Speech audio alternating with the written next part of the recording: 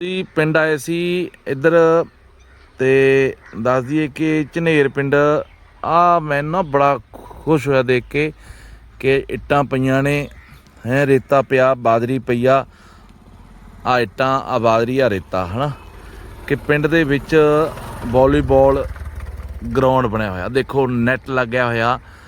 ਤੇ ਮਾਨ ਸਰਕਾਰ ਨਾ ਨਸ਼ਿਆਂ ਤੋਂ ਦੂਰ ਕਰਕੇ ਨੌਜਵਾਨਾਂ ਨੂੰ ਕਿਤੇ ਨਾ ਕਿਤੇ ਆ ਦੇ ਰਹੀ ਆ ਖੇਡ ਗਰਾਊਂਡ ਤੇ ਯਾਰ ਕਮਾਲ ਆ ਕਿ ਨੈੱਟ ਲੱਗਿਆ ਹੋਇਆ ਤੇ ਨੈੱਟ ਦੇ ਨਾਲ ਨਾ ਤੇ ਹਾਲੇ ਕੰਮ ਚੱਲੀ ਜਾ ਰਿਹਾ ਇਹਦਾ ਬਹੁਤ ਵਧੀਆ ਕਹਿੰਦੇ ਬਣਨਾ ਆ ਦੇਖੋ ਫੈਡਰੇਸ਼ਨ ਕੀਤੇ ਹੋਏ ਨੇ ਤੇ ਆਲੇ ਦੁਆਲੇ ਕੰਧਾਂ ਹੋਈਆਂ ਨੇ